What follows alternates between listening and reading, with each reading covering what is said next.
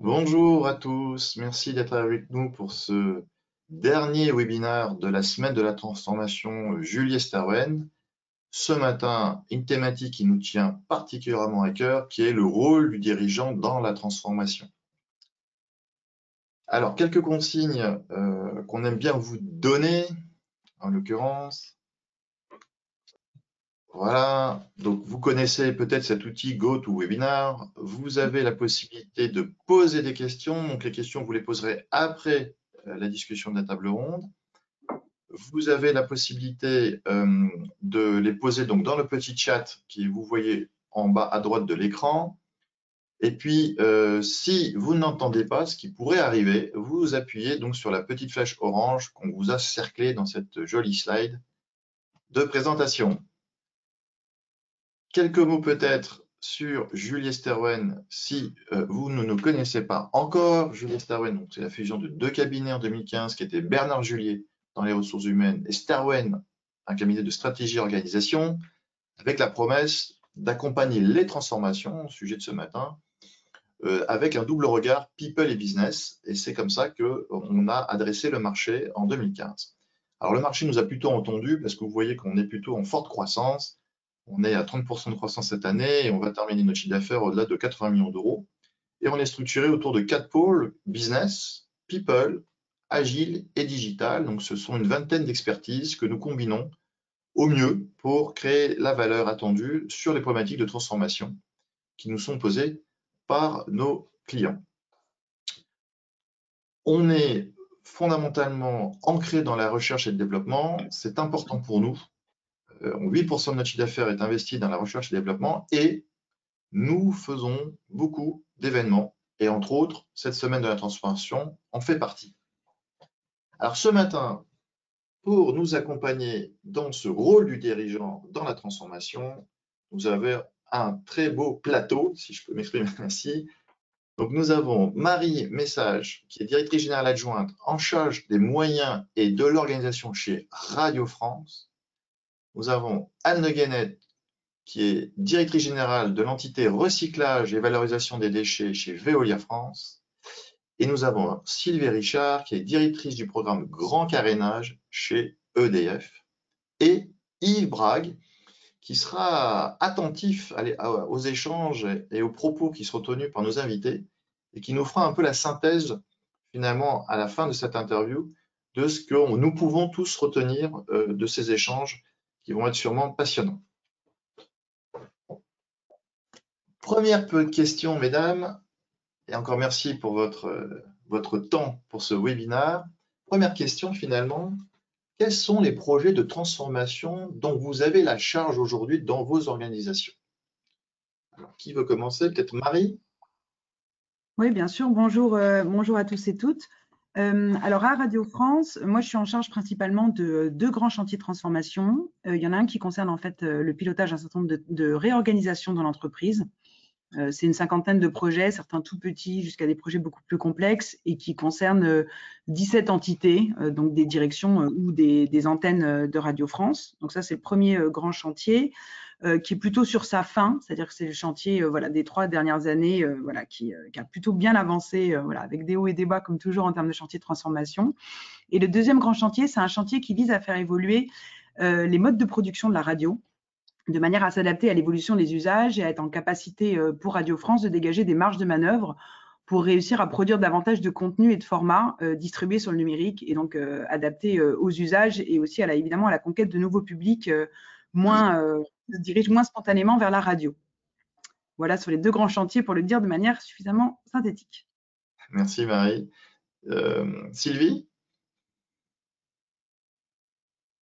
Oui, bonjour à toutes et tous. Le Grand Carénage d'EDF, c'est un programme avec 16 projets. Le but, c'est de conduire toutes les grosses opérations de maintenance et d'investissement sur nos 54 centrales nucléaires. C'est un programme d'envergure, 33 milliards d'euros sur 2022-2028. Et donc, ça fait appel à des ingénieries qui conçoivent, à des fournisseurs qui réalisent, et puis à mon équipe projet qui pilote ce projet. Pour moi, les deux grands domaines de transformation, c'est d'abord l'agilité, la flexibilité pour faire face aux imprévus. Et nous en avons en ce moment sur le parc nucléaire. Et puis aussi être prêt à finalement réussir à cette capacité à stimuler la coopération avec toutes les entités et aussi être prêt sur notre capacité à faire, puisqu'il y a le parc existant et bientôt il va y avoir un nouveau parc. Donc, c'est énormément de main-d'œuvre qui va être nécessaire pour ces deux activités. Merci Sylvie. Et Anne, pour Oui, Veolia RVD. bonjour à tous. Chez Veolia RVD, notre métier, hein, c'est d'abord et avant tout de gérer toute la chaîne de valeur de la gestion des déchets et la transformation qu'on mène depuis bientôt 3 ans.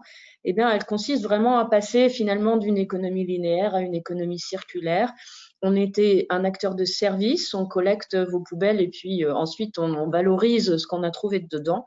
Et le changement, c'est qu'aujourd'hui, en fait, on commence par penser matière et énergie. Nous sommes des producteurs industriels de matières premières recyclées et d'énergie issue du déchet. Et toute la chaîne de valeur, eh bien, on la reconstruit pour servir finalement nos industriels réincorporateurs et utilisateurs. Merci beaucoup pour ce cadrage, je dirais, des transformations que vous menez. La première question qu'on peut se poser ensemble, c'est finalement, vu votre expérience, parce que vous n'en êtes pas là, votre première expérience, est-ce que vous avez en tête une grille de questions que vous appliquez de manière un peu systématique quand arrive le sujet de transformation que vous avez à gérer? Marie, tu veux répondre à cette première question? Je trouve que c'est toujours un mélange des deux. C'est-à-dire, il y a un peu un socle de questionnement, un tronc commun en fait de questions qu'il faut se poser systématiquement autour des objectifs poursuivis par la transformation, savoir s'ils font déjà sens ou si au contraire ils sont en tant que tels controversés au sein des équipes qui vont être concernées. La bonne identification des personnes qui vont pouvoir être des acteurs efficaces en termes de relais du changement et des bons relais de transformation, l'identification des freins. Donc, j'allais dire, c'est un mode de questionnement qui est systématique, mais après, il faut vraiment s'adapter à l'entité concernée et j'allais dire aussi à son niveau de maturité par rapport à la transformation, que ce soit celle-là en particulier ou par rapport à la transformation en général. Et la culture d'entreprise de ce point de vue-là, y compris d'ailleurs la culture et la maturité managériale, sont des éléments qui sont assez décisifs en la matière. Et ça, évidemment, c'est très variable d'une entité, d'une entreprise à une autre. Donc, un socle de questionnement commun. Et puis, j'allais dire après, un exercice plus libre qui doit conduire à beaucoup en fait personnaliser la manière dont on questionne le champ et dont on cherche à structurer son projet de transformation. Anne, toi, tu as une grille que tu appliques? Alors non. Un peu comme Marie, moi, je pense qu'il y a, une méthode quelque part qu'il faut un petit peu avoir en tête et appliquer, mais appliquer à des situations qui peuvent être extrêmement variées. D'ailleurs, la méthode, c'est aussi pour ça qu'on fait appel à des conseils bien souvent. C'est vraiment avoir peut-être pas une grille, mais une forme d'analyse et puis la capacité à poser des jalons. Parce que souvent dans les transformations, surtout quand culturellement elles sont assez profondes, et c'est notre cas aujourd'hui chez RVD, hein, on est dans un vrai changement de métier. Il faut s'appliquer quand même à se donner des jalons, de la rigueur, de la méthode pour être sûr qu'on avance, puisque souvent une des difficultés, c'est de lancer des choses, de rencontrer des freins évidemment et de rester bloqué sur les freins. Donc c'est pas vraiment une grille, il faut effectivement plutôt s'assurer que on met un pied devant l'autre et puis qu'on continue à avancer. Et Sylvie, alors toi, comment tu pilotes ces grands projets pharaonesques d'ailleurs? Oui, il y a une logique de méthode, bien sûr, hein, comme on vient de le signifier, autour de poser la problématique, identifier les parties prenantes, comprendre, faire émerger les problèmes. Moi, ce qui me frappe dans la façon finalement où j'ai conduit à chaque fois les transformations, c'est aller chercher le problème caché. Donc, tout est dans l'art de questionner, mais finalement de ne pas s'arrêter au premier problème qui émerge et de faire causer, de comprendre. Moi, j'adore écouter, laisser des blancs pour vraiment creuser et aller chercher la vraie problématique, le vrai problème stratégique. Une fois qu'on a passé cette méthodo, cette grille, ces questions, en fait, ce que vous venez de très bien expliciter, La question qu'on peut se poser aussi, c'est le rôle de l'environnement, en fait, dans lequel vous évoluez. Et finalement, et pour mener beaucoup de transformations, on s'aperçoit, nous, que l'environnement peut être un facteur, effectivement, d'accélération, c'est-à-dire qu'il attend cette transformation, en tous les cas en théorie, et en même temps, ce même environnement peut être facteur de frein et justement d'une forte résistance à cette transformation. Comment vous le voyez, vous, dans les transformations que vous menez ou que vous avez menées? Peut-être Anne? Alors, je pense qu'effectivement, quand on décide d'engager une transformation, il y a un temps, parfois long mais nécessaire, sur le pourquoi.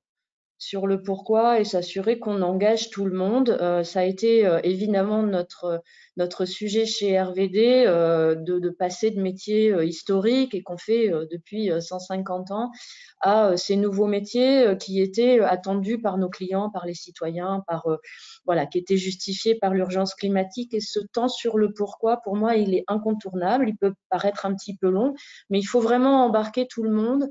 Et puis, je crois qu'il faut aussi voilà, s'assurer qu'on n'est pas tout seul convaincu de partir à la bataille. Il faut avoir une garde rapprochée qui s'élargit au fil du temps, de gens qui sont convaincus et qui portent ces messages-là. Parce qu'il y aura, Sylvie le disait, parfois des temps d'arrêt, des freins, des moments de doute, et il faudra collectivement réussir à rassurer sur le fait que la transformation, elle est nécessaire et qu'elle doit avoir lieu maintenant. Et puis deux, sur le fait que le manager, hein, le dirigeant, est légitime à mener cette transformation. Et est-ce que tu as connu, toi, dans les projets que tu as dû mener, est-ce que tu avais un soutien finalement à tous les échelons d'organisation où tu étais soutenu par ton N+1 et puis et le reste était on verra bien? Non, alors moi j'ai eu beaucoup de soutien. D'abord, quand j'ai été nommée dans ma fonction actuelle, j'avais une vraie demande de ma direction d'engager une transformation. Alors, c'était pas dit comme ça, évidemment, mais il y avait une vraie attente de renversement d'une situation qui était un petit peu complexe. Donc, j'ai eu évidemment beaucoup de soutien d'Estelle Brachlianoff en l'occurrence sur les décisions que j'ai prises, beaucoup d'accompagnement de l'ensemble de notre management autour de allez, on y va, on transforme, et voilà, c'est pas facile, mais on s'engage. Donc, beaucoup de soutien au-dessus, puis beaucoup de soutien dans mes équipes aussi. J'ai la chance d'avoir un adjoint qui est dans notre métier depuis une trentaine d'années, il m'en voudra pas de le dire, et qui crée ce trait d'union entre le passé et le futur. Et puis, au-delà de lui, toute une équipe qui s'est vraiment engagée à mes côtés, qui avait envie d'y aller et qui voilà, pense que c'était le bon moment, était préparée à cette transformation. Et ça, c'était absolument indispensable parce qu'on ne fait pas des transformations tout seul. Et Sylvie, toi, dans les projets de transformation, j'imagine que dans le groupe EDF, tu as dû avoir des situations un peu différentes selon les cas ou pas du tout finalement, je ne sais pas. Oui, complètement. Et j'ai même eu une situation intéressante, une expérience intéressante où l'environnement, j'estimais que ça devenait un frein. Ça faisait 15 ans qu'on voulait atteindre la même finalité sans réussir à l'atteindre. Un peu toujours avec le même schéma, c'est-à-dire qu'on demande aux managers de piloter des groupes de travail. Dans les groupes de travail, on met les sachants. Et donc, ça produit peu ou prou les mêmes actions, même si on a un turnover des personnes dans l'espace-temps de 15 ans. Donc moi, j'ai voulu renverser la table en disant finalement, il n'y a pas de manager, on fait piloter plutôt par ceux qui réalisent, qui sont au cœur de l'activité, et pas de sachants non plus dans les groupes, plutôt des béotiens, des personnes qui vont avoir beaucoup de questionnements et des idées nouvelles. Alors, il y avait une sacrée dynamique dans les groupes de travail, c'était super. Par contre, je me suis rendu compte assez rapidement qu'il y avait de l'hostilité, de la crainte, de l'appréhension côté manager, et que je risquais de louper la transformation en perdant finalement toute une ligne managériale très, très importante. Voilà, donc j'ai réfléchi à comment, à un moment donné, les raccrocher. ne pas leur faire perdre la face, et puis tout en continuant de crédibiliser la méthode qui était d'embarquer le terrain, d'embarquer des tiers un peu plus neutres. Voilà, donc c'est ça en fait l'environnement, c'est jouer avec, mais il faut tout le monde, il faut embarquer tout le monde, donc il faut bien réfléchir à la façon dont de mettre le poids d'un côté ne déstabilise pas complètement l'autre. Alors Marie, chez Radio France, c'est quand même une institution enfin, dans le monde des médias. Est-ce que cet environnement, quand on mène une transformation comme tu la mènes avec tes équipes, est-ce que c'est un frein, c'est un accélérateur?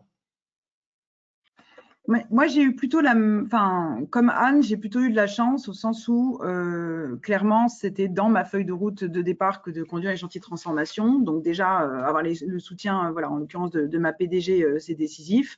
Ça met aussi un certain niveau j'allais dire, de pression parce que le niveau d'attente et d'exigence, il est d'autant plus élevé que ça a été souhaité de manière extrêmement explicite. Dans notre environnement, évidemment, l'État aussi, sur la transformation des médias de service public est très en attente. Donc là aussi, il y a une forte demande. Et après, effectivement, l'environnement des médias fait que l'entreprise, par nature, a une porosité permanente avec l'extérieur. Qui fait que parfois, ça fait partie des soubresauts dans la conduite des chantiers de transformation. Il y a des éléments qui, en fait, sortent à l'extérieur de l'entreprise bien avant d'avoir pu, j'allais dire, être mûris et portés correctement en termes d'information et de communication en interne auprès des équipes, ce qui évidemment est un facteur de complexité. Donc, j'allais dire qu'au fur et à mesure, on s'habitue, même si ça reste quand même un élément de complexité fort. Et après, comme Sylvie, comme Anne, très soutenue, j'allais dire, par le haut et j'allais dire par les cadres dirigeants de manière générale. Et en revanche, un gros travail, j'allais dire, de conquête quand même au niveau des managers, voilà, qui pouvaient avoir certaines appréhensions, par ailleurs légitimes, hein, parce que c'est pas, voilà, il peut y avoir des chantiers complexes à mener et qui n'ont rien d'évident à porter sur le plan managérial. Donc ça a été un gros travail j'allais dire, de conquête et de réassurance des managers pour réussir à les emmener voilà, dans la direction des objectifs qui avaient été définis. Comment vous gardez les unes et les autres votre lucidité justement quand on veut appliquer peut-être des nouvelles recettes, des nouvelles façons de faire? Comment vous restez avec cette prise de hauteur nécessaire dans la transformation pour éviter justement de tomber dans le piège ou de tomber dans un écueil qui pourrait la mettre à mal? Est-ce que vous avez des recettes là-dessus ou finalement c'est du pragmatisme et point barre? Je sais pas, Anne, là-dessus? Alors moi, j'ai déjà une tendance naturelle à me demander, c'est bien, c'est comme ça, c'est pas comme fallait, je sais pas. Alors bon, déjà, c'est un peu plus facile. Et puis, plaisanterie mise à part, encore une fois, alors c'est vrai que moi, j'ai eu la chance aussi j'allais dire de choisir mon équipe, mais c'est un petit peu ça. Donc, j'encourage beaucoup et j'espère qu'ils s'en souviennent tous les jours, mes équipes, à me dire quand ils sont pas sûrs, quand ils y croient pas, quand ils ont l'impression qu'on fait fausse route, quand ça marche pas, quand le retour de nos équipes de terrain est pas bon, je pense qu'il faut se le dire et puis il faut savoir l'entendre. Donc voilà, j'écoute, comme disait Sylvie tout à l'heure, j'écoute beaucoup et j'encourage beaucoup mes équipes à partager leurs doutes. À me dire quand elles sont pas d'accord. Moi, je dis souvent, les gens qui m'ont rendu le plus service dans ma carrière sont ceux qui m'ont dit qu'ils n'étaient pas d'accord avec moi, parce que ça amène vraiment à se re-questionner. Voilà. Alors, il faut pas non plus passer son temps à remettre en question ce qu'on vient de décider. Les décisions sont importantes, et je le disais tout à l'heure, il faut avancer, il faut pousser les jalons, mais voilà, écouter quand vraiment il y a des points d'accroche et que les gens n'y croient pas, il faut savoir l'écouter. Sylvie, toi? Oui, c'est important d'avoir réussi à constituer son réseau de bienveillants qui vous disent tout, en fait, qui captent beaucoup de choses et qui vous disent tout. Une autre façon aussi, finalement, de se re-questionner, c'est d'être connecté avec des tiers externes. Alors, la transformation, on peut aussi la conduire en faisant appel à du conseil, à des cabinets de conseil. Ou, en interne, on a des consultants accompagnant du changement. Donc, en même temps, ils amènent de nouvelles recettes. Et puis, comme ils sont en extériorité, ils captent aussi peut-être plus les choses où ils se permettent de nous renvoyer, de nous questionner, de nous réinterroger. J'ai toujours trouvé que c'était très propice à cela. Et Marie, toi, tu fais comment? Est-ce que tu as un cercle de personnes qui te parlent justement et qui te disent ce qui va pas Oui, franchement, je suis sur des leviers très proches. Enfin, c'est vrai que moi, je trouve que la première forme de l'utilité, c'est justement de bien garder cette vigilance-là, de se dire en permanence, mais est-ce que j'ai pris le recul nécessaire? Est-ce que je me suis bien posé toutes les questions? Est-ce que face à telle difficulté, je suis en train de me dire on va sauter allègrement dessus, ou est-ce que au contraire, il faut voilà, faire une petite pause pour voir s'il y a quelque chose à infléchir? Et effectivement, pour ça, on ne peut pas le faire tout seul. Donc, il faut forcément avoir un petit cercle de confiance. Qui peut être d'ailleurs de nature très diverse, parce que j'allais dire honnêtement, c'est autant des questions de fonction que des questions de personnalité. Voilà, il y a des gens qui ont des capteurs de signaux faibles et qui savent aussi l'exprimer franchement sans avoir peur que voilà, d'être celui qui est en alerte, en point de vigilance, en point d'attention et qui peut finir par irriter. Ça, je pense que c'est une question effectivement de posture d'écoute. C'est ce que disait Sylvie là-dessus. C'est-à-dire que si on est clair sur le fait qu'on est dans cette attente-là, dans ce cas, on a le remonté nécessaire qui permettent voilà, d'essayer de garder du recul. Après, on n'est jamais sûr qu'on a le recul et la lucidité nécessaire par nature. Mais voilà, c'est effectivement extrêmement important et il faut savoir s'entourer pour le faire correctement. Alors justement, est-ce que vous êtes déjà trompé dans une transformation? Est-ce que vous aviez mal vu ou bien qu'on vous ait tout dit, qu'on vous ait parlé avec toute transparence, tel que vous venez de le dire, mais est-ce qu'à un moment donné, vous vous êtes trompé? Et comment vous avez rectifié et quelle était votre position par rapport à ce point précis? Qui veut prendre Sylvie, peut-être? Oui. Moi, l'exemple premier qui me vient, c'est quand j'ai été pressée par le temps, en fait, d'avoir à délivrer ou à conduire une transformation dans des délais très très courts. Et du coup, contrairement à ma nature, je suis passée en mode très directif et puis sûrement pas pris assez le temps justement d'écouter, de comprendre là, ce fameux problème de fond. Ce qui fait que on n'embarque pas, on voit bien que ça accroche pas, et puis que finalement on est en train de passer à côté de la transformation. Donc ça, quand j'ai compris et capté, et bien finalement je suis retournée vers le commanditaire pour lui dire ça va pas, en fait, il faut 3, 4, 5, 6 mois de plus. Et ce temps, il est absolument nécessaire parce que le plus gros, c'est d'embarquer, c'est pas de réfléchir à ce qu'on veut faire. Voilà. Et donc j'ai été entendue, écoutée. Il a fallu quand même que je négocie, mais c'était salvateur sur cette situation. Marie, toi, tu t'es trompée? Je me trompe régulièrement. Ah, Non, mais à mon sens, en tout cas, dans mon expérience, c'est quasiment inhérent à la conduite de chantier de transformation. C'est-à-dire que la première bonne idée du chemin à suivre pour atteindre l'objectif, par nature, voilà, on va prendre des routes secondaires, revenir en arrière au carrefour précédent, etc., etc. Donc, je pense que pour moi, ça fait partie du processus et c'est normal. Enfin, c'est la maturation, j'allais dire, normale d'un processus de transformation que de faire des erreurs, de devoir revenir en arrière, reconsidérer une méthode, etc. Ou s'être par ailleurs trompé sur les bons points d'appui qu'on avait pensé identifier.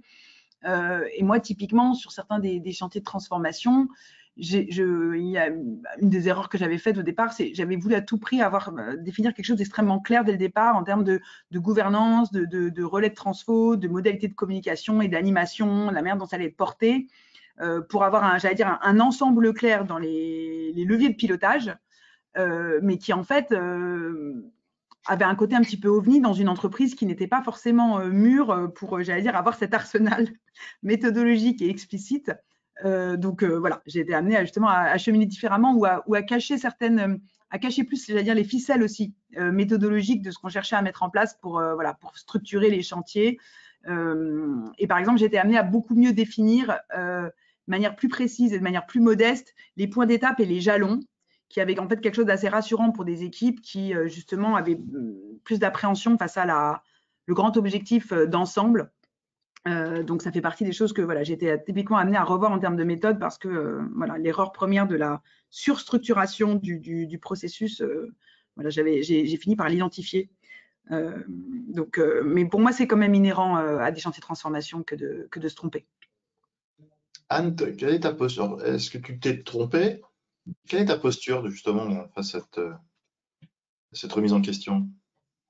Oui, ben moi, comme mes collègues, je considère que ça fait complètement partie du processus et qu'il faut le savoir dès le début. On se trompera et à partir de là, il faut bon, d'abord pas l'exagérer, il faut l'anticiper, c'est-à-dire voilà, quand on prend des décisions, il y a une forme de on avance pas à pas et on crée et on essaye. Il faut être assez lucide là-dessus. Puis il faut pas dramatiser l'erreur non plus. Alors moi, si je dois prendre un exemple, quand on a donc décidé de cette transformation de notre chaîne de valeur, on a décidé aussi de changer complètement d'organisation chez RVD. Donc notre organisation opérationnelle régionale a complètement changé.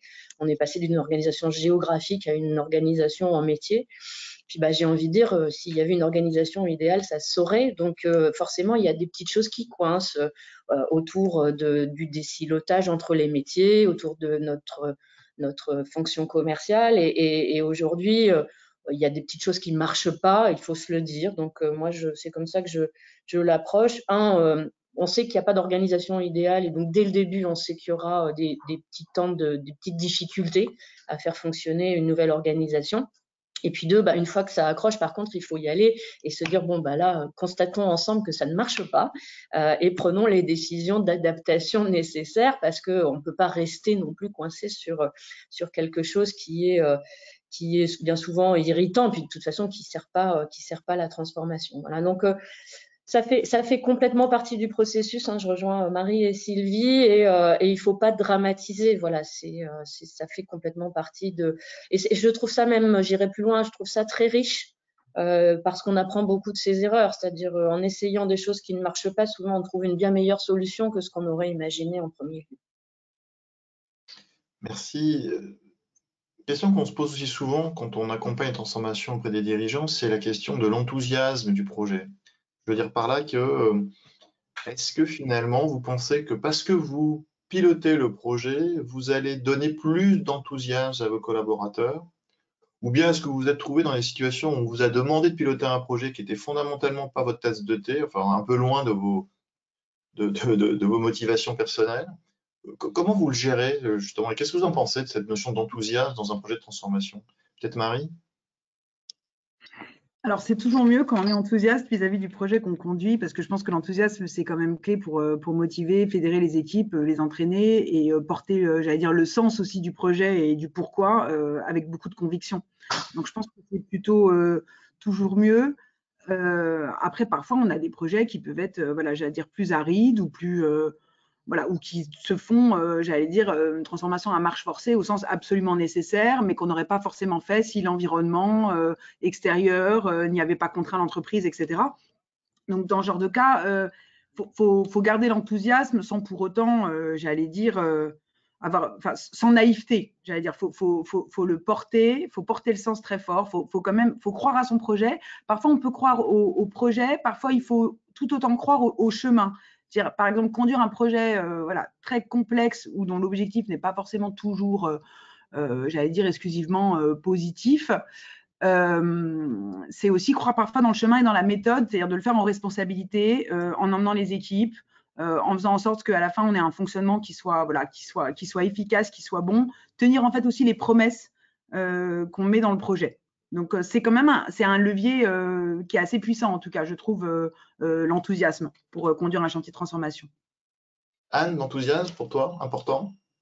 Moi, c'est ma marque de fabrique. Déjà naturellement, et d'ailleurs, tous mes collaborateurs me chambre un petit peu parfois avec ça en me disant mais ça c'est votre enthousiasme mais je crois que c'est extrêmement important. D'abord bon effectivement c'est une nature et puis j'adore ce que je fais et je suis extrêmement convaincue de ça donc je le fais passer autant que je peux à mes collaborateurs mais je pense que en plus cet enthousiasme un peu effréné il est nécessaire à rassurer. Et je crois que dans les transformations, il y a un élément essentiel, c'est de vraiment rassurer les équipes sur le fait qu'on fait les bons choix, on a le bon chemin, on trouvera ensemble les solutions aux problèmes. On ne va pas nier les problèmes, on n'a pas nié les erreurs, on n'ira pas les problèmes. Mais il faut rassurer et donc l'enthousiasme, voilà, pour moi, il est là, il doit être là et voilà, moi, c'est ma marque de fabrique. Sylvie, quand on pilote cet énorme programme Grand Carénage, est-ce que on peut parler d'enthousiasme? Oui, il faut l'énergie, l'enthousiasme. Forcément, c'est on le transmet aussi aux autres. C'est la façon dont on emmène également les autres. Donc pour moi, c'est primordial. Tu posais la question de est-ce qu'on conduit toujours des projets enthousiasmants et parfois, effectivement, on se retrouve à conduire des projets. Je vais prendre l'exemple de la fermeture d'une usine. Là, on se dit, wow, c'est peut-être quand même un peu décalé d'y aller avec enthousiasme. Dans ces cas de figure, parce que moi, j'en ai rencontré un, ce qui est important, c'est de fédérer autour du sens, de savoir qu'on a une mission, donc de bien agir en professionnel et finalement de prendre du plaisir, si je peux utiliser ce mot-là, j'espère qu'il ne choquera pas, parce qu'on comprend pourquoi on doit faire les choses et on les fait avec professionnalisme et atteinte du résultat. Et donc, c'est ça qui crée le collectif et l'envie aussi de réussir ensemble. Si on s'intéresse maintenant un peu parce que c'est une question qui revient souvent, on essaye, vous savez, de faire toujours des profils types de dirigeants qui mènent la transformation. Finalement, compte tenu de votre expérience, là encore une fois, quelles sont à votre avis les qualités ou la qualité fondamentale pour pouvoir mener une transformation chez un dirigeant? Anne, peut-être? Je serais tentée de dire que c'est l'agilité, c'est-à-dire effectivement, et pour reprendre un petit peu tout ce qu'on s'est dit depuis tout à l'heure, c'est une capacité à analyser une situation de départ, et elles sont toutes différentes. Donc, analyser une situation de départ sans trop de prérequis et de préjugés, en pensant pas qu'on va appliquer un cadre et une méthode de manière un peu bête et méchante. Donc, savoir analyser une situation, mais savoir aussi réagir à des évolutions rapides, savoir réagir à des erreurs d'aiguillage ou à de mauvaises décisions à un moment. Donc, au-delà de l'enthousiasme, je dirais l'agilité. Voilà, savoir se dire qu'à un moment, on a compris une situation et qu'elle peut être un petit peu différente. Moi, si je dois vous donner un exemple, quand j'arrive dans ma fonction en 2019, on engage des sujets autour de l'urgence climatique, évidemment, mais de l'engagement des industriels à réincorporer de la matière première recyclée et de l'énergie. Bon, il se trouve que ça s'est passé encore plus vite que prévu. Donc, il faut à un moment se savoir ralentir ou accélérer en fonction des sujets. Et puis, dans l'agilité, il y a aussi s'adapter à son auditoire. Moi, je pense qu'aujourd'hui, dans la transformation de nos métiers, il faut s'assurer que l'ensemble de nos collaborateurs comprennent où on va, pourquoi on y va. Et ça veut dire aussi au quotidien, je pense par exemple à mes représentants du personnel, voilà, être aussi dans une situation où on est agile dans sa communication autour du quoi et du pourquoi. Voilà où on va et voilà comment on va ensemble réussir à construire nos métiers de demain. Donc, ouais, beaucoup d'agilité dans la transformation. Sylvie? De l'écoute, cette capacité effectivement à être agile ou à gérer l'incertitude, lâcher prise, accepter de se faire amener finalement quelque part ou à un endroit où on n'avait pas forcément pensé initialement. La sérénité aussi, pour moi, c'est important. Je me suis déjà retrouvée confrontée à des managers au-dessus de moi qui devaient conduire des transformations et je les voyais stressés. Et en fait, ça transmettait le stress à tout le monde et ça faisait peur, en fait. Ça inquiétait sur la transformation. Merci. Et Marie? Moi, je rejoins évidemment tout à fait Anne et Sylvie voilà, sur la question de l'écoute et de l'agilité. Pour ajouter d'autres qualités, je dirais qu'il faut de la détermination, voire parfois du courage, parce que c'est par nature, s'il y a de transformation et besoin de pilotage d'une transformation, c'est qu'elle n'est pas aisée et qu'elle n'est pas forcément consensuelle et voilà, et qu'il y a beaucoup à construire pour y réussir. Donc voilà, il faut quand même avoir bien chevillé au corps, voilà, j'allais dire cette détermination à atteindre l'objectif, quitte à devoir revoir régulièrement le chemin. Et puis, au regard de ce qu'on partageait sur le fait qu'il y a forcément des erreurs, des remises en cause, etc., je pense qu'il faut aussi de l'humilité. Voilà, parce que je pense que du coup, il y a besoin d'avoir cette qualité-là aussi et d'en faire du coup toujours un ressort qui soit justement constructif, porteur de sens et aussi j'allais dire, de capacité justement à entraîner avec soi. J'ai une dernière question, alors qui est un sujet que j'aime beaucoup aborder avec les dirigeants, c'est de savoir si, à votre avis, il faut avoir mené une transformation personnelle pour être capable de mener une transformation dans une organisation? Est-ce que vous faites un lien entre votre vie privée finalement et votre vie personnelle, où vous avez peut-être eu des transformations, encore une fois, à mener et qui vous donnent finalement les capacités et les bons réflexes et les qualités que vous venez de citer pour mener une transformation? Anne, peut-être? Je ne sais pas. En fait, je ne sais pas si c'est un besoin inhérent à être capable de mener une transformation. Moi, ce que j'ai connu dans ma vie, c'est que j'ai beaucoup déménagé, puis j'ai souvent changé de fonction, et donc j'ai été amenée à redécouvrir des choses sur le plan personnel comme sur le plan professionnel, entrer dans de nouveaux métiers. Je suis passée dans les différents métiers de Veolia, donc l'eau, les déchets, l'énergie. J'ai appris des choses, donc je pense que je ne sais pas s'il faut avoir vécu des transformations personnelles, mais il faut être capable, en tout cas, d'accepter de se mettre dans une situation de rupture et avoir confiance dans le fait qu'on peut reconstruire. Alors moi, comme j'ai déménagé, je me suis retrouvée dans de nouveaux environnements et puis je m'y suis adaptée. J'ai confiance dans le fait que voilà, je peux déconstruire et reconstruire. Je peux avoir un problème, craquer le processus et reconstruire. J'ai cette confiance-là et je pense que ça m'aide beaucoup, oui, au quotidien. Sylvie? Oui, j'estime pas avoir forcément vécu des grosses transformations personnelles, mais de la même façon que Anne, mon enfance, le fait que j'étais dans un environnement aussi très dynamique et peu prévisible, ça m'a sûrement préparé sur mes capacités d'adaptation, d'aimer justement la dynamique, les choses qui bougent, qui changent, et me remettre aussi dans des environnements que je connais pas, qui sont propices à créer un peu cette adrénaline et à me stimuler. Merci. Marie, toi? Une. Moi, j'ai pas de grande transformation personnelle qui ferait un socle, j'allais dire évident, en tout cas, à ce que j'ai apporté sur le plan professionnel. Mais je pense qu'en revanche, enfin, on met forcément beaucoup de soi quand on doit apporter des sujets de transformation. Donc, d'une certaine manière, enfin, par exemple, la capacité d'écoute, ça s'invente pas. L'agilité, l'adaptabilité, ça s'invente pas. Et souvent, voilà, moi, je constate, et parfois c'est amusant que j'utilise parfois exactement les mêmes leviers dans mes interactions professionnelles et personnelles. Voilà, donc l'un enrichit l'autre quand même parfois assez régulièrement. Évidemment, on ne le fait pas de la même manière et pour les mêmes raisons dans le cadre professionnel, mais pour autant, voilà, je pense comme on met beaucoup de soi, on reste cohérent vis-à-vis de soi-même et quelque part on peut progresser du coup dans les deux domaines, dans ces interactions voilà, avec les autres. Donc c'est par ailleurs pas inintéressant non plus en termes d'enrichissement personnel que d'avoir à conduire sur le plan professionnel des transformations.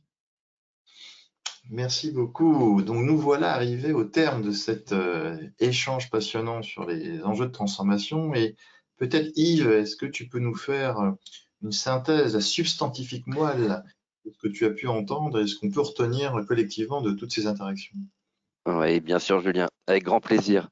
Du coup, cette synthèse, en fait, en vous écoutant, moi j'entends 4 ressorts, je dirais même 4 vertus que vous avez mises en avant, qui, à travers vos témoignages, semblent essentielles pour mobiliser, enfin, que vous mobilisez pour jouer votre rôle de dirigeante dans les transformations que vous accompagnez. Vous nous avez parlé de rigueur, de courage, de lucidité et d'humilité.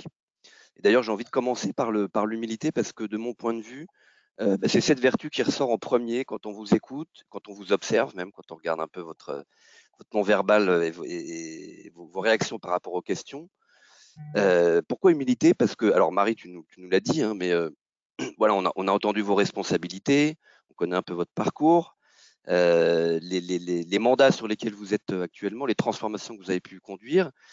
Et on se dit spontanément comme ça que, a priori, vous avez tout ce qu'il faut en termes d'expérience pour avoir développé des convictions, des certitudes sur la bonne façon de jouer pour réussir une transformation, avec ou sans dominante culturelle. Mais en tout cas, on se dit, tiens, elles vont nous donner des leçons.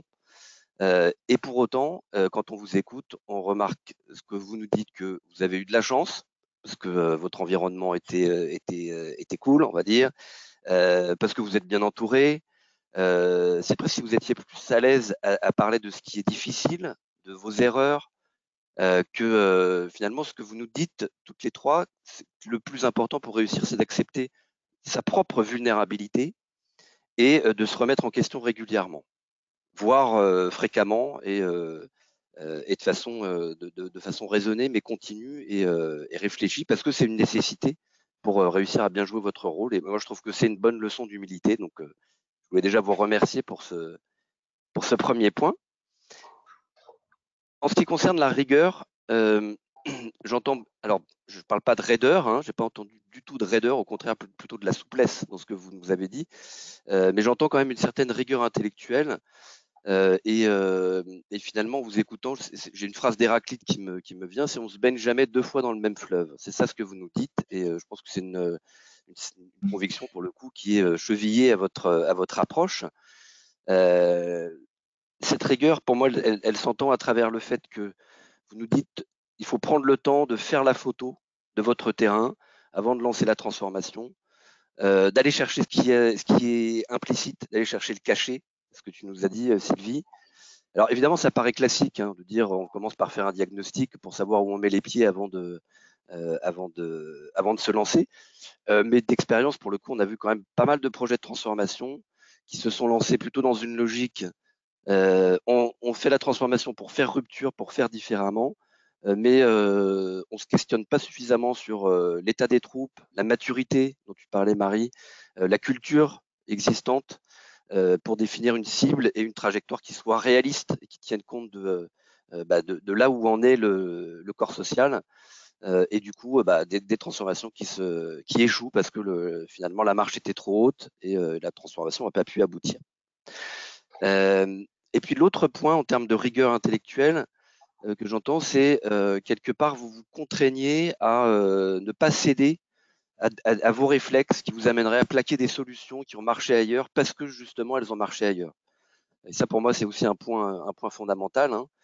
C'est de se dire il n'y a pas de bonne recette quelque part, et j'allais dire la bonne façon de faire et la bonne approche, enfin, en tout cas celle que vous mettez en avant, c'est bien de regarder ce que produisent vos décisions, écouter votre terrain. Vous avez beaucoup parlé d'écoute, et effectivement c'est fondamental. Enfin, ça fait clairement écho à une de nos convictions quand on accompagne des transformations, c'est d'écouter, et puis de l'écouter au début bien évidemment, mais surtout d'avoir cette rigueur aussi de l'écouter tout au long de la transformation, de façon à pouvoir adapter la trajectoire, les modalités d'accompagnement en fonction de ce que vous entendez. Et encore une fois, ce que je comprends, c'est que c'est finalement cette rigueur intellectuelle, à pas confondre encore une fois avec de la raideur, c'est vraiment de la rigueur au sens scientifique du terme, qui vous permet d'être souple et qui vous permet de rester agile tout au long de la conduite de votre transformation. Sur le courage, vous nous dites deux choses, alors ce qui peuvent paraître un petit peu contradictoires. Si je résume, je caricature un petit peu. Vous nous dites, il ne faut rien lâcher, et en même temps, il faut savoir lâcher.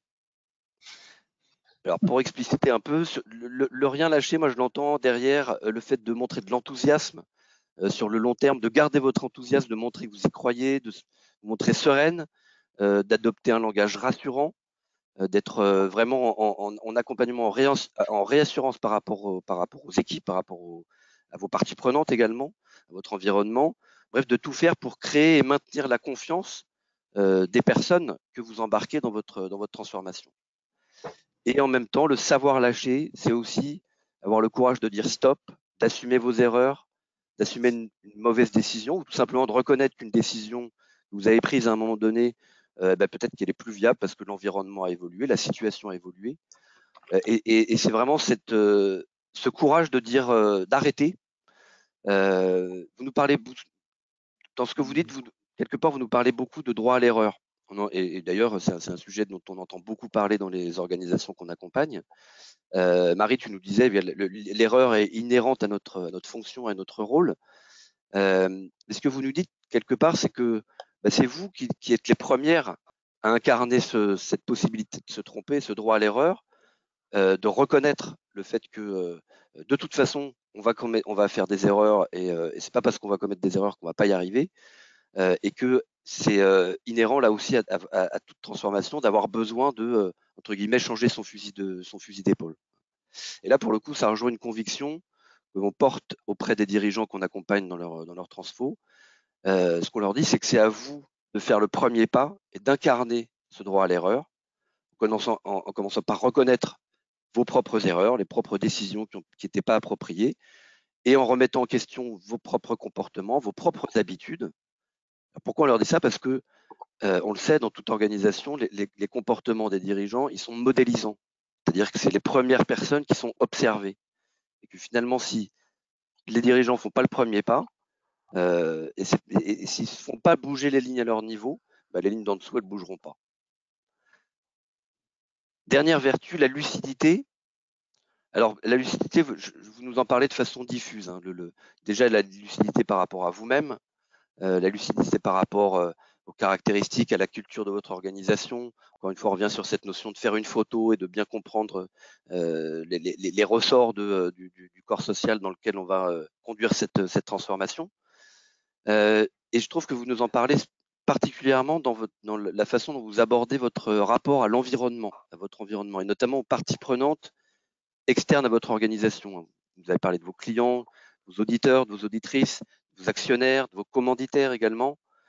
Voilà, j'entends cette lucidité parce que finalement, vous nous dites, vous connaissez bien la complexité de vos environnements. Vous savez, entre guillemets, là où vous mettez les pieds, c'est-à-dire vous savez que vous allez avoir face à vous des injonctions contradictoires entre des enjeux, vous êtes entre des enjeux politiques, des enjeux économiques, des enjeux sociaux.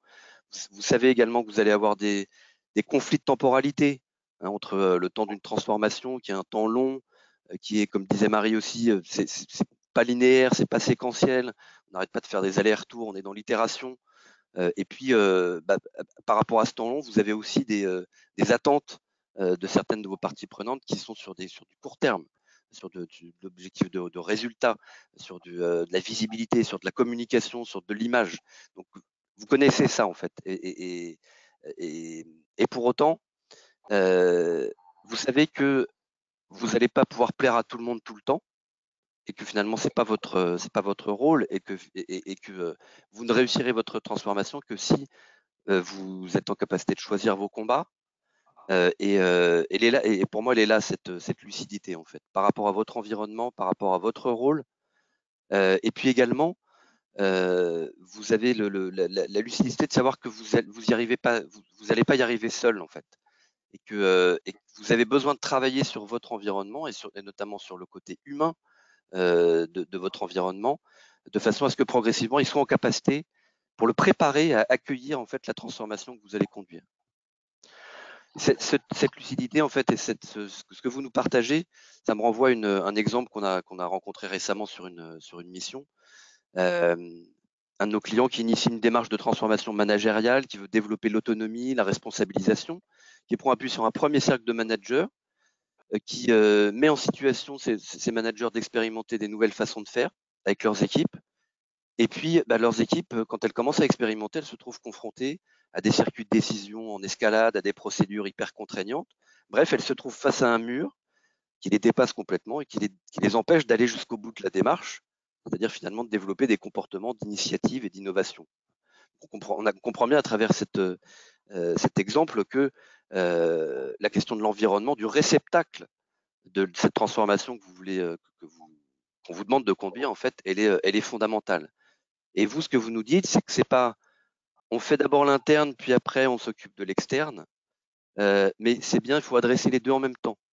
Comme on le dit, nous, dans notre jargon, vous nous parlez d'une approche circulaire ou d'une approche systémique. C'est-à-dire que vous allez mobiliser autour de vous des personnes, que ce soit des personnes en interne, des personnes à l'externe, et vous avez dit c'est autant des acteurs que des personnalités que vous allez identifier et que vous allez progressivement mobiliser en les écoutant, bien évidemment. Anne, tu parlais de garde rapprochée. Donc, c'est porter une attention particulière à ce premier cercle et en les mettant à contribution et en les connectant aussi entre eux, en connectant l'interne, l'externe, pour progressivement faire converger les intérêts, faire bouger les lignes. Et pour moi, ça aussi, c'est une vraie leçon de lucidité. Je ne peux pas embarquer tout le monde tout de suite. Je ne peux pas d'abord m'occuper de l'interne et ensuite m'occuper de l'externe. Il faut que j'arrive à faire un maillage entre ces univers et en commençant par mobiliser des individus qui ensuite pourront jouer leur rôle de relais et progressivement faire prendre la mayonnaise, on va dire. Peut-être simplement en conclusion, pour moi, ce que j'ai retenu aussi, ce qui vous caractérise, et ce qui est un atout commun pour le coup, c'est que j'ai le sentiment que vous êtes mû par une conviction hyper forte, pour le coup, qui est que toute organisation humaine peut se transformer, a les moyens de se transformer, a les ressources, qu'il faut aller chercher ces ressources pour qu'elles puissent se transformer, et que quelque part, vous avez la conviction que, quelle que soit la situation dans laquelle on est, on peut aller chercher des ressources pour aller relever des défis et aider les organisations à survivre dans la complexité. Et je trouve qu'entendre cette confiance, quelque part, que vous nous renvoyez à travers vos témoignages, et ben, notamment dans les temps qui courent, je trouve que c'est un vrai réconfort. Et pour ça, je voulais vous remercier une fois de plus pour votre participation ce matin. Merci beaucoup, Yves, pour cette très belle synthèse. Il y a beaucoup de questions, figurez-vous. Alors, on va en prendre. Donc, je vais laisser la parole à Judith. Merci, Julien.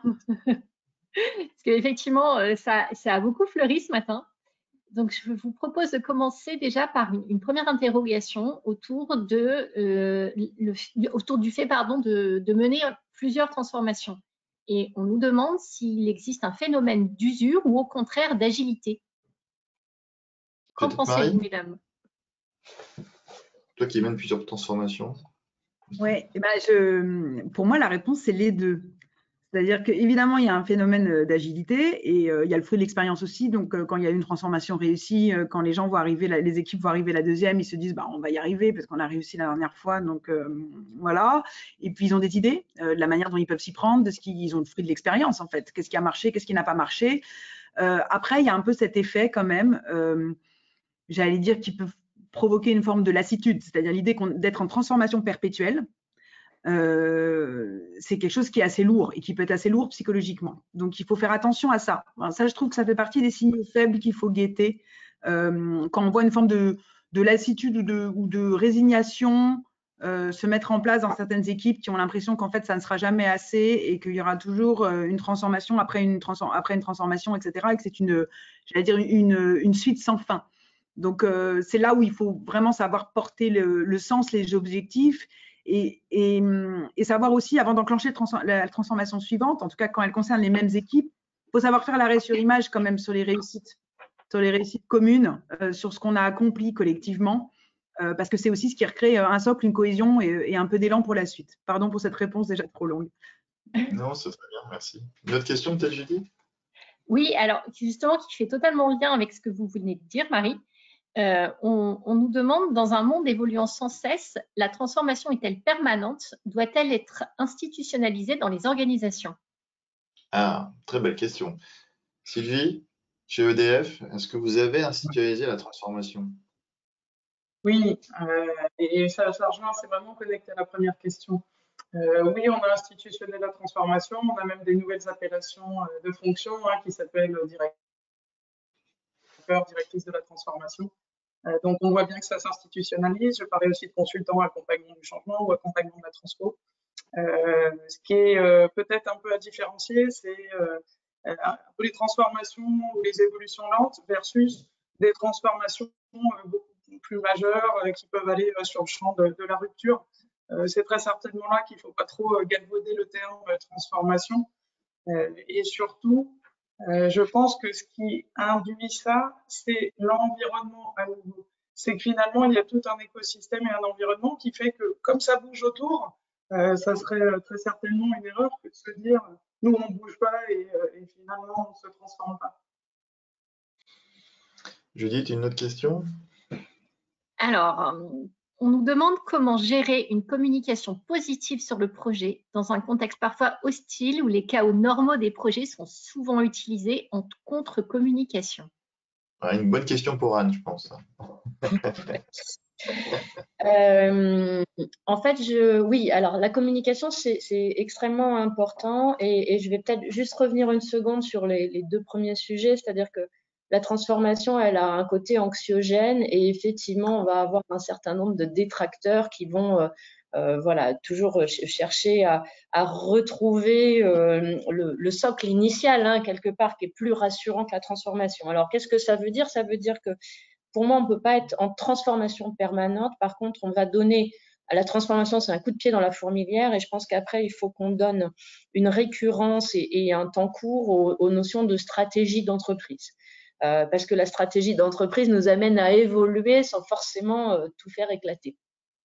Ce qui veut dire qu'en termes de communication, il faut garder le cap. Et souvent, moi, on me conseille, je vais vous le dire comme ça, de répéter, revenir, rester. Voilà, on garde le cap. Parce qu'en fait, là, encore une fois, quand on a passé le bon temps sur le pourquoi, il y a l'étoile du Nord, là-haut, elle est là, elle est toujours là et elle a toujours raison d'être là. Et ça, il faut jamais la perdre de vue. Donc, il faut voilà, avoir ce recul-là. Ce qui peut changer entre les deux, c'est les étapes pour y aller. Mais à partir du moment où on garde le cap, où la lumière du phare est là, et ça, on peut le répéter en communication, et ça a été communément admis que c'était là qu'on allait, bah, quelque part, ça va bien se passer. Après, la contre-communication, quelque part, a peu d'importance. Si on a, comme on le disait tout à l'heure, une forme d'agilité, on est prêt à reconnaître l'erreur si c'est une erreur, et puis si c'est pas une erreur, et ben, ma foi, on enfonce le clou et on continue à avancer parce que l'étoile, elle est là-bas. Merci beaucoup. Une dernière question peut-être, Julie, parce que je vois que nous arrivons de l'heure fatidique de 10 heures. Et effectivement, l'heure tourne. J'aimerais bien terminer sur un sujet que Yves a évoqué à nouveau, le lien entre humilité et réassurance nécessaire. Parce qu'on nous demande comment vous arrivez justement à conjuguer les deux. Ah, ça peut effectivement paraître paradoxal, mais en même temps, ça fait partie de ce talent que vous avez, toutes les trois en l'occurrence. Marie, comment tu concilies les deux finalement? Est-ce que tu as un truc? Non, je pense que j'ai pas de truc. Alors, je suis même, c'est très bien, ça me fait me remettre en question cette question, parce que je me dis, je me la pose jamais. J'ai l'impression de le faire naturellement, enfin, dans une forme en fait de franchise en fait et de transparence. Enfin, et en fait, pour moi, c'est inhérent. Enfin, je vois pas du tout comme un trait de faiblesse que de devoir reconnaître un échec, une incertitude, une remise en question. Donc, en fait, ça ne me fragilise en rien. Au contraire, je trouve que parfois c'est un très bon levier aussi pour construire solidement le collectif, le projet, etc. Donc j'avoue que chez moi, c'est une conciliation que j'ai l'impression de faire naturellement. Alors maintenant que je me dis ça, je me dis que je vais retourner vers mon équipe pour savoir effectivement si parfois ça donne une impression très contrastée de manière à faire cette prise de recul. Mais voilà, c'est vrai que j'ai l'impression que ça vient de manière assez spontanée. On retrouve toujours cette notion de lucidité que Yves soulignait. Sylvie, pour toi? Sûrement, pareil, en même temps c'est paradoxal et en même temps ça n'est pas tant que ça. Je pense que c'est l'équilibre. Très certainement, ce qui joue, c'est d'être au clair avec soi-même et avec les autres. Donc à certains moments, on est très assuré et c'est important de l'assumer, de l'afficher, de le laisser paraître. Et puis à d'autres moments, on a des doutes, on se remet en question et là aussi, quoi. Cet alignement avec soi-même et les autres, ça crée sûrement la dualité. Et Anne, est-ce qu'il y a un Moi, truc? je vais vous faire une confidence, c'est que en fait, je suis une tête de mule. Mais comme je le sais et que c'est pas forcément une qualité, bah, quelque part, je suis très contente quand on vient me dire attention. Voilà. Et donc, je trouve ça très riche, voilà, de remettre en question. Mais au fond de moi-même, je sais que je suis une tête de mule. On a parlé tout à l'heure de détermination, mais voilà. Donc, je pense que cet équilibre-là, il est important. C'est-à-dire, il y a des forces et des faiblesses dans les deux positions, c'est-à-dire je suis très déterminée et je suis très prête à me remettre en question. Et je pense que la vraie qualité, elle est au milieu des deux. En réalité, ça se conjugue fort logiquement avec ce que vous disiez tout à l'heure sur le cap. Vous êtes assuré sur le cap, mais par contre, sur le chemin, on s'interroge en permanence. On peut discuter. Voilà. Ben, je pense que c'est une très belle image de ce cap et de ce chemin sur lequel nous allons nous quitter. Je voulais vraiment vous remercier pour la qualité des échanges, pour le temps que vous avez consacré, que vous nous avez consacré. Je sais que vous avez des agendas, je dirais, de ministres, hein, et vous avez en tous les cas sécurisé ce moment pour nous et pour tous ceux qui ont pu vous écouter. Et je pense qu'ils ont pris beaucoup de plaisir à vous écouter. Une grande leçon de management, hein, ce que disait Yves. Merci à Yves en tout cas pour aussi ces mots-clés, ces points clés qui nous paraissent fondamentaux. Merci à Judith pour l'organisation, parce que sans toi, Judith, ce type de webinaire n'existerait pas. Donc, on est très heureux, en tous les cas, de vous avoir eu ce matin. On est très heureux d'avoir pu lancer cette semaine de la transformation, qui est un rendez-vous annuel. Donc, vous allez retrouver tous les replays, parce que souvent, vous nous dites « j'ai pas pu me connecter, où est le replay ?» Le replay, vous les aurez sur toute la semaine. Et en tous les cas, merci encore pour tout et à très bientôt pour un prochain webinaire. À bientôt. Merci beaucoup. Merci à vous.